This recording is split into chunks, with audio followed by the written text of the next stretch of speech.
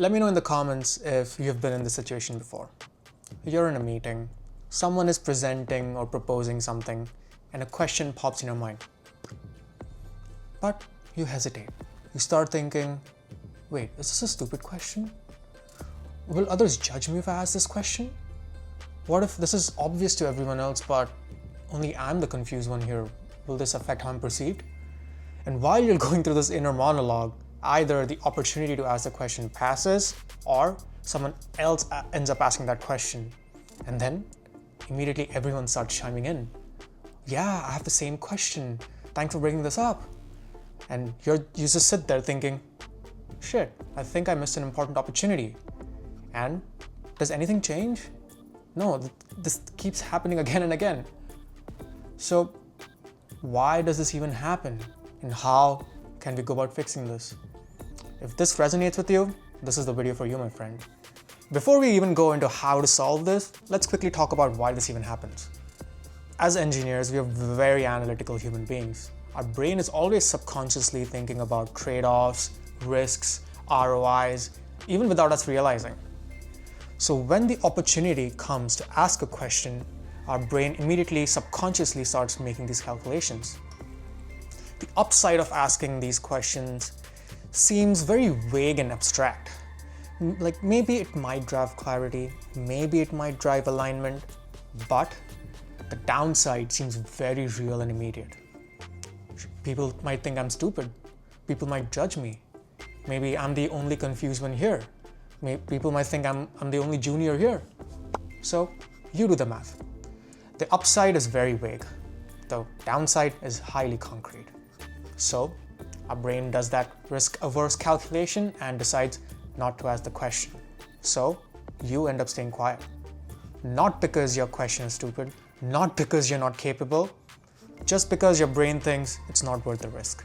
So now that we know why this happens, how can we go about fixing this? It's the right question to ask, my friend. If we think our question is stupid and we are fearful, why not just label it that way and then ask the question? That way, you're putting your fear and your quote-unquote stupidness out there and letting people know about it, and then asking the question. Think about it. Why do you think a person might seem stupid? A person might come off quote-unquote stupid if they're asking a stupid question, but they're unaware that they're asking a stupid question. So now if you can show other people that you know this could be a stupid question and then ask the question, it sort of significantly reduces the blow of it being perceived as stupid. This helps you shrink the downside quite a bit, because now you're acknowledging that this might be a stupid question, but you're still asking it because you want to have that clarity and alignment before you proceed further onwards. And because of this, the other people will not actually perceive you as stupid because you're already telling them that you think this might be stupid. You'll be surprised how subconsciously the other people think, maybe this person is aware that this question could be stupid, but maybe he's just asking because he wants to be 100% sure that we're on the same page. So instead of having the fear sit in your brain, you're labeling it and then putting forward your question. Now, let's look at how to practically apply this. There's a couple variations we can do. I'll talk about two main ones here. The first one is something you can immediately start doing. The second one comes off as a bit more confident when you do it that way. So let's look at example one. So here you might say, hey, I apologize if this is a stupid question, but ... Just add your question after the ... And you see what I did there? I prefaced before the question that I think it might be a stupid question to then soften the blow afterwards. There's a subtle body language thing I would also do in this situation, like, I'm sorry if this is a stupid question, but ...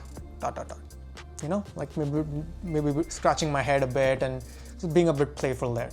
So this comes off a bit vulnerable as well, and it's a good way to start asking questions. But I would recommend not doing this way a bit too much, because at that point, people will start perceiving you as non-confident. But this is still infinitely better than even not asking the question at all. So this is a great place to start. Now let's look at how we can slightly alter this so that it starts coming off a bit more confident and doesn't come off as a bit more playful. So this is what it might look like. This might be a bit of a basic question. I want to make sure I'm fully aligned here. So dot dot dot as the question after the dot dot dot basically. You see how this changed from I'm sorry if this is a stupid question, but to this might be a basic question, but I want to make sure I'm fully aligned here. The tonality changes, the kind of phrasings you're using changes. The second one seems a bit more confident, but it's kind of on the similar side of things. So you can also change the wordings a bit. So instead of saying this might be a basic question, you can be like, this might be a stupid question, but I want to make sure I'm fully clarified on this, dot dot dot.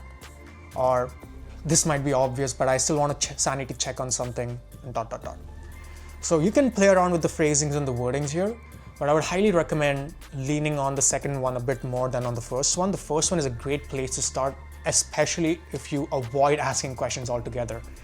And then the second one you can start doing more after you start developing that confidence, because going from not asking questions to asking questions immediately starts changing how people perceive you as someone as asking stupid questions to someone who actually cares about the clarity and cares about having that alignment before going forward in that project or whatever you're working on. And my friend, you'll be surprised at how many times someone has a question, we feel it's stupid, but it drives so much value and clarity to people that you get that visibility and you get seen as that leader, or actually who took the risk of asking that question without fearing being judged. As engineers, you might have experienced this a lot. Someone actually puts that foot forward and asks the question, and then everyone starts chiming in. Oh yeah, I agree with that. Oh yes, I had the same question. Thanks for asking that. Why does that happen? People are afraid to take that risk. So you'll be seen as a leader who takes that risk, puts that best foot forward, asks that question, and then people start chiming in. So now if you see, the more you start doing this, the more your perception starts changing in your company. And this will in turn help you come off as that more confident and respected engineer that you're looking to be. I've also made a video on tonality and how to go about using that, so I highly recommend you watch this. I'll link it somewhere there.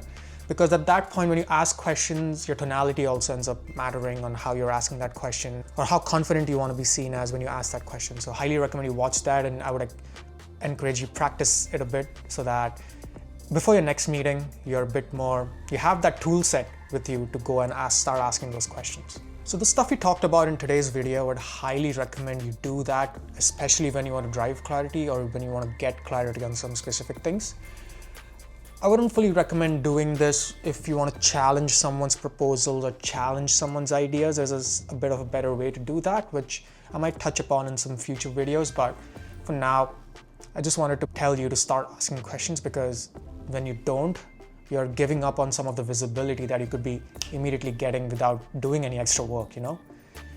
So yeah, this is a great tool to start working towards being seen as that engineer who drives clarity and drives alignment without having the fear of being judged. And like I mentioned, this is just one small way of asking questions. There's a whole big system of how you can change your questions or how you can change your tonality a bit more as and when the type of questions you want to ask, especially if you want to challenge someone's thoughts or proposals or ideas. And yeah, this is just a small piece of a much bigger skills that engineers are never taught, or actually no one's ever taught, and they only learn through God knows how many years of experience. If this resonated with you and you're absolutely ready and intentional to start working towards being seen as that confident, respected, trusted, and authoritative engineer, use the link in the description to book a call with me.